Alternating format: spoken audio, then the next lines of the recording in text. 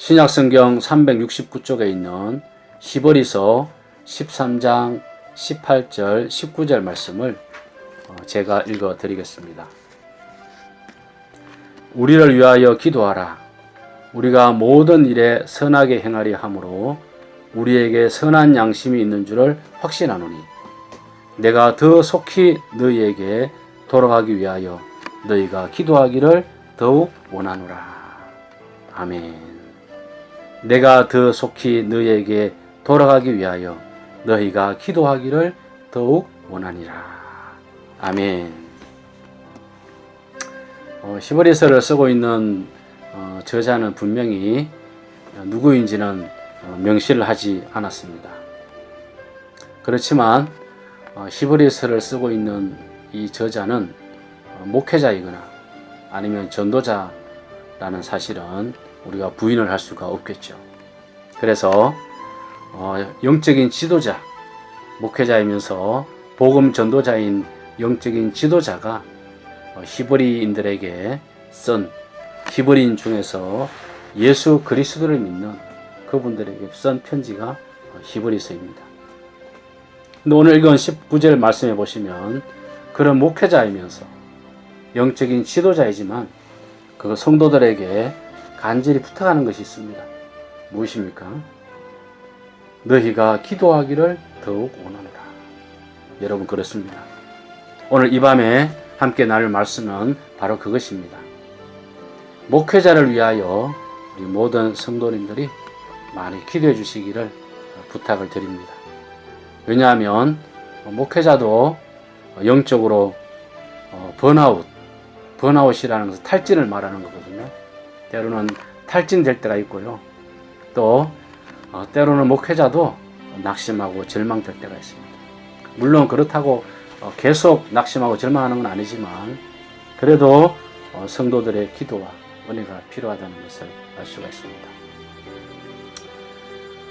미국의 유명한 목회 상담 전문가인 톰 레이너라는 박사님이 목회자들이 많은 어려움이 있는데 그 중에 성도들이 꼭 기도해야 될 10가지 제목이 있다는 것을 알려주었습니다. 톰 레이너라는 박사님이 성도가 기도해야 될 목회자에 관한 10가지 어려움, 여러분 꼭 잘 들으시고 꼭 저에게 다 해당이 안 되더라도 주변의 목사님 또 담임 목사님 그런 목사님들을 위해서 여러분이 기도해 주신다면 얼마나 좋을까요? 첫 번째는 성도들을 모두 돌보기에는 시간이 부족하다는 것입니다. 물론 규모가 큰 교회는 성도들이 많이 있으니까 일일이 다 돌볼 수도 없고요. 또 작은 교회라고 성도들에게 다 이렇게 집중하기도 충분한 시간이 아닙니다. 왜 그럴까요? 일을 해야 되기 때문에 그런 거죠. 그래서 요즘은 작은 교회가 이중직 목사님이 참 많습니다. 목회를 하면서 일을 하는 거예요, 주중에는. 그래서 아침부터 저녁까지 일을 해서 수입이 있어야 가정도 끌어가고 또 교회도 이렇게 운영할 수 있는 그런 목사님들이 많기 때문에 교인의 숫자가 많거나 적거나 목사님들에게는 여러 가지 시간이 참 부족하다는 것을 알 수가 있습니다. 그래서 여러분 많이 기도해 주시기 바랍니다. 목회만 집중할 수 있으면 얼마나 좋겠습니까? 그런데 경제적인 형편과 어려움이 되지 않을 때는 그러지 못할 때가 있기 때문에 여러분들이 언제나 목사님들이 성도들을 다 돌보기 어려운 그런 환경들을 위해서 기도해 주신다면 얼마나 좋을까? 두 번째는 필요를 채워주기를 바라는 성도들의 기대감이 있습니다. 무슨 뜻인가 하면 우리 성도님들이 목사님을 통해서 기대하는 것이 있다는 거예요. 그런데 목사님이 그 성도들에게 다 충족을 시켜주지 못할 때가 있다는 거예요. 그럴 때는 여러분 목사님을 비판하고 또 목사님을 이렇게 낮게 평가하고 그러지 마시고 기도해 주시라는 거예요. 우리 목사님이 때로는 부족하고 또 시간이 없고 여러 가지 많은 할 일 때문에 말씀을 잘 연구하지 못하고 기도할 시간이 부족하구나. 그래서 기도해 주면은 여러분들이 목사님을 위해서 기도해 주면은 하나님이 목사님을 더욱더 기도하게 하시고 말씀도 연구하게 하시고 은혜를 베풀어 주시는 것입니다. 그래서 우리가 다른 사람의 허물은 크게 보이고 나의 허물은 작게 보인다는 말이 있잖아요. 우리가 목사님을 향해서 물론 마음에 들지 않을 때는 비판할 수도 있고 또 크게 좋아하지 않을 때도 있지만 먼저 기도해 주는 것이 필요하다. 그게 톰 레이너 박사님이 그렇게 당부하고 있는 것입니다. 세 번째는요, 목사님을 위해서, 목회자를 위해서 기도해야 될 제목 세 번째는 정서적으로 영적 상담을 통해서 생기는 감정적 피로를 기도해 주라. 예, 이게 무슨 뜻인가 하면은 목사님이 성도들을 상담을 해주잖아요.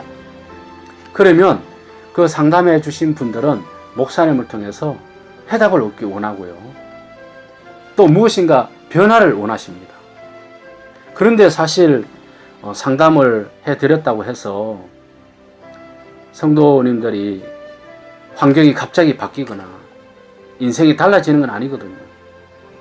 이 상담이라는 것은 어려운 성도님들의 이야기를 들어주는 것도 상담이 되거든요. 그러니까 목사님이라고 꼭 모든 해답을 줄 수 있는 건 아니에요. 목사님이 해줄 수 있는 것은 무엇입니까? 같이 기도합시다. 또 말씀으로 권면해주고.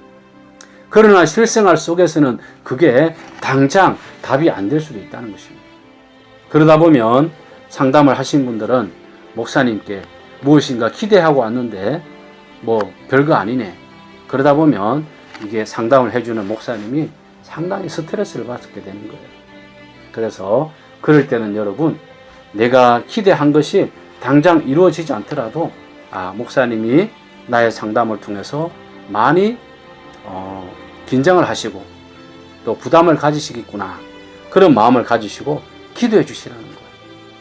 목사님이 나의 상담과 나의 기대로 인하여 피곤하고 힘들지 않도록 기도해 주면 목사님이 더욱 기도에 힘써서 하나님의 은혜가 임하게 되는 것을 알 수가 있는 것입니다.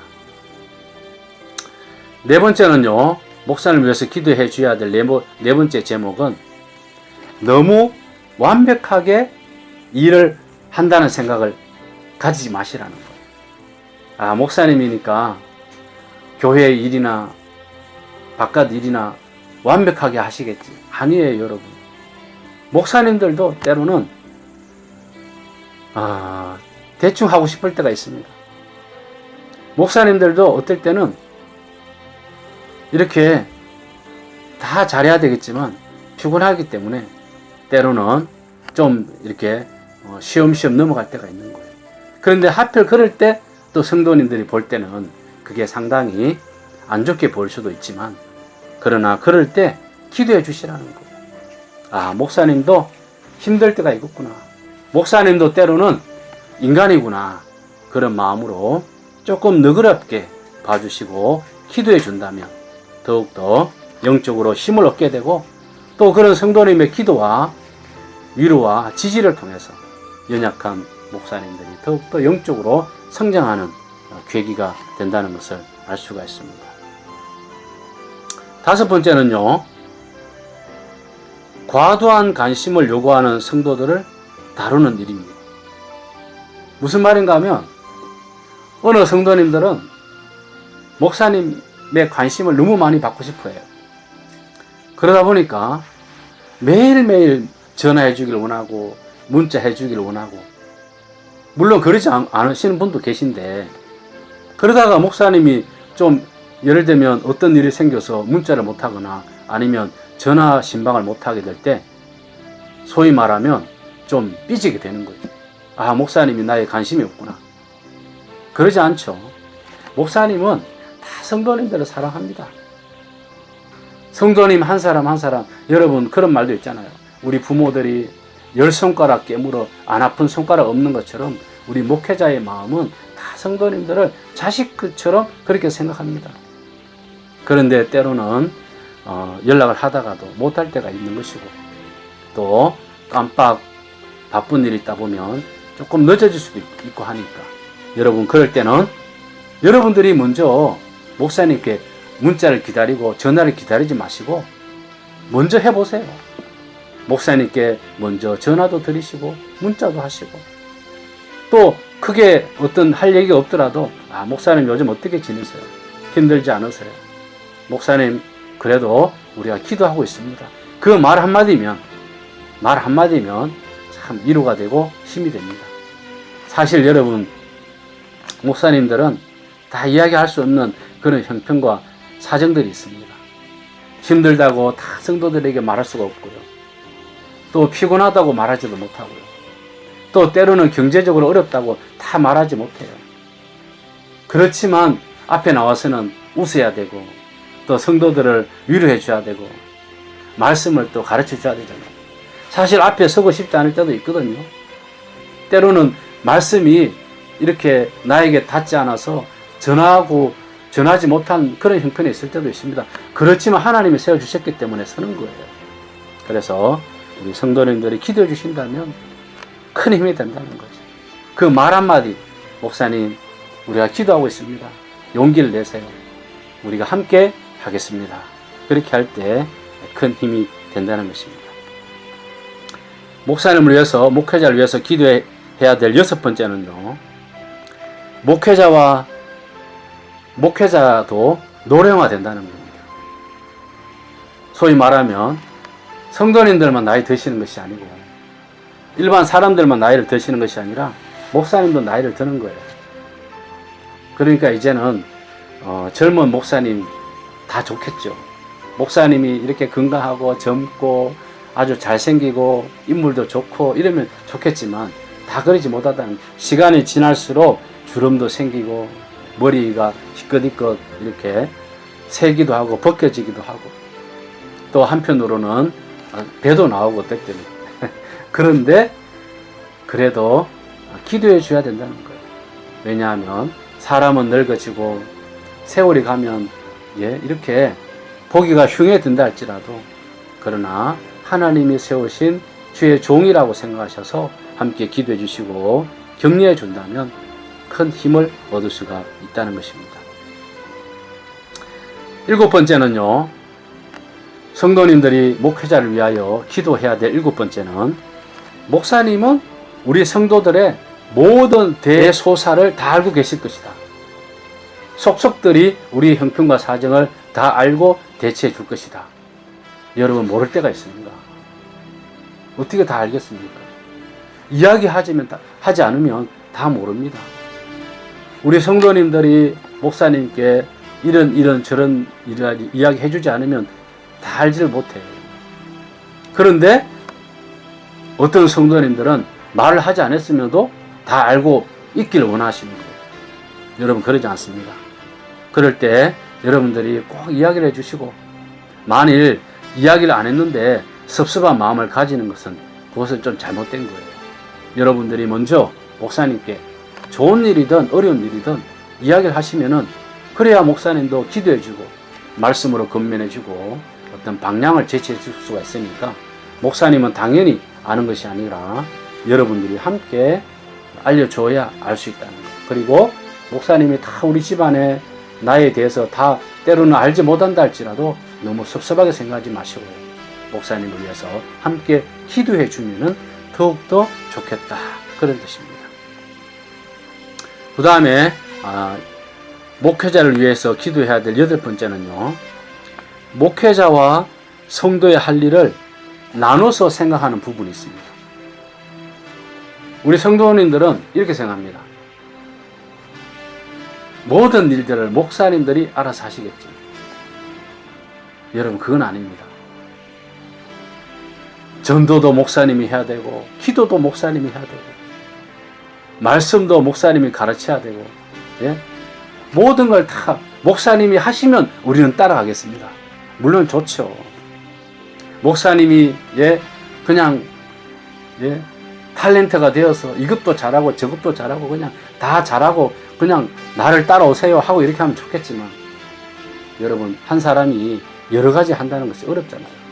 그래서 목사님만 너무 바라보면서 우리 목사님 안 하니까 나도 안 한다, 그런 생각 하지 마시고, 우리 목사님이 못한다 할지라도 여러분들이 나는 이것을 하면 목사님이 도움이 되시겠지. 목사님이 직장을 다니니까 나는 목사님이 안 계신 그 시간에 전도를 하면 좋겠다. 그렇게 전도도 하시고, 목사님이 오늘은 피곤하시겠지, 내가 대신 기도해 줘야 되겠다, 그렇게 해주면은 얼마나 힘이 되겠습니까? 목사님이 안 하니까 나도 안 합니다, 그런 것이 아니라, 우리가 나와 너의 일이 구분되어 있는 것이 아니라 모두가 다 주의 일이요 하나님의 일이라고 생각하셔서, 목사님은 목사님대로 열심히 하시고 또 우리 성도님들도 같이 하게 된다면, 그게 서로 상승작용을 통해서 하나님의 더 큰 은혜와 사랑이 충만하게 될 줄을 믿습니다. 그 다음에 아홉 번째입니다. 아홉 번째, 목회자를 위해서 기도해야 될 제목, 너무 많은 신방을 기대하지 말라는 거예요. 요즘은 우리 한국의 목사님들이 신방을 참 많이 합니다. 병원 신방, 또 개업하는 신방, 또 결혼을 하거나 또 아이를 낳으면 신방. 그런데 신방 오지 않으면 섭섭하잖아요. 신방 오지 않으면 섭섭해하죠. 그런데 사실 목사님들은 말씀과 기도에 전념하는 것이 더 큰 신방입니다. 물론 여러분에게 찾아가서 다정다감하게 이야기해주고 기도해주면 참 좋겠지만, 그렇게 하다가 시간에 뺏기고 예배를 소홀하게 된다면, 또 피곤해서 예배에 집중하지 못한다면 얼마나 낭비입니까? 정말 목사님들이 말씀과 기도에 전념함으로 주일에 강단에서 하나님의 말씀을 멋있게 선포하고 그 말씀을 듣는 성도들이 은혜를 받으면 교회는 부흥을 하게 되잖아요. 그러니까 목사님은 나에게 찾아오셔서 신방해 줘야 돼. 목사님은 우리 가정을 위해서 꼭 기도해 줘야 돼. 그런 어떤 욕심을 버리고, 다 때가 되면 또 신방도 하고 다 또 이렇게 순서에 따라서 해주거든요. 그럴 때는 목사님을 위해서 기도해 주시면 좋겠어요. 목사님이 더욱더 말씀에 기도에 전념할 수 있는 그런 시간을 하나님 주십시오 라고 기도하게 된다면, 더 많은 여유 속에서 힘있게 목회를 할 수가 있는 것입니다. 마지막 10번째입니다. 마지막 10번째, 미자립 교회의 목사님들 경우에는 참 경제적으로 어려운 분들이 많이 있습니다. 직장을 다니고 자비량으로 목회하는 분들이 있으니까 그런 분들을 위해서 기도해 주라는 것입니다. 뭐 목사님이니까 알아서 하겠지, 그냥 목사님이 다 그냥 책임지시겠지, 그것이 아니라 우리 성도들이 함께 기도하면서 또 함께 이렇게 어려움을 나누게 된다면 얼마나 좋겠습니까? 그래서 이 시대의 목회는 참 예전과 같지 않아서 어렵고 힘든 그런 과정과 상황들이 참 많이 있습니다. 목사님도 예전 같지 않고 성도님들도 예전 같지 않고, 그렇지만 그래도 우리는 하나님을 믿고 예수님을 믿는 그런 주님의 제자요 자녀이기 때문에 영적인 이런 관계 속에서 서로가 기도해주고, 목사님은 성도님들을 위해서 기도해주고 성도님은 목사님을 위해서 기도해줄 때 하나님께서 교회와 또 영적인 그런 관계 속에서 더 큰 은혜와 사랑을 베풀어 주실 줄을 믿습니다. 오늘 함께 읽은 히브리서 13장 18절 19절, 우리를 위하여 기도하라. 우리가 모든 일에 선하게 행하려 함으로 우리에게 선한 양심이 있는 줄을 확신하노니 내가 속히 너희에게 돌아가기 위하여 너희가 기도하기를 더욱 원하노라. 방송을 통해서 예배드리시는 사랑하는 성도님 여러분, 여러분들 위해서 많이 기도하지 못한 거 죄송합니다. 더 많이 기도하고 더 많이 말씀으로 권면을 드리고 싶습니다. 사랑하는 우리 성도님들께서도 부족한 저와 또 여러분의 교회의 목사님을 위해서, 또 이 한국에 있는 모든 목회자님들과 선교사님들을 위해서 언제나 기도해 주시고, 비판과 또 조롱과 꾸지람을 하기 전에 기도함으로 힘을 북돋아 주시는 그런 모든 분들 되시기를 주님의 이름으로 축복합니다. 사랑합니다. 기도하겠습니다. 고마우신 하나님 아버지 감사합니다. 이 땅 위에 하나님께서 복음을 위하여 주의 종들을 부르시고 또한 하나님의 자녀들을 불러주신 것 진심으로 감사합니다. 우리가 이런 서로 믿음의 안에 있어서 적대적인 관계가 아니라 서로 협력하고 기도해주고 축복하고 사랑하는 그런 관계가 될 수 있도록 인도하여 주옵소서. 좋은 일을 만났을 때 칭찬받는 것이 아니라 어려움을 당했을 때 함께 동참해주고 그 자리에서 힘을 북돋아 줄 수 있는 진정한 영적인 관계로 이루어질 수 있도록 인도하여 주시옵소서. 그렇게 될 때 서로 기도하고 축복해 줄 때 우리 한국교회는 살고 교회들이 부흥하고 성장하게 될 줄을 믿습니다. 본인도 하나님께 복을 받을 줄을 믿습니다. 그런 믿음의 관계가 우리 한국에 있는 모든 교회들마다 우리 교회 안에 이루어질 수 있도록 은총을 베풀어 주시옵소서. 감사드리며 예수님의 이름으로 기도합니다. 아멘.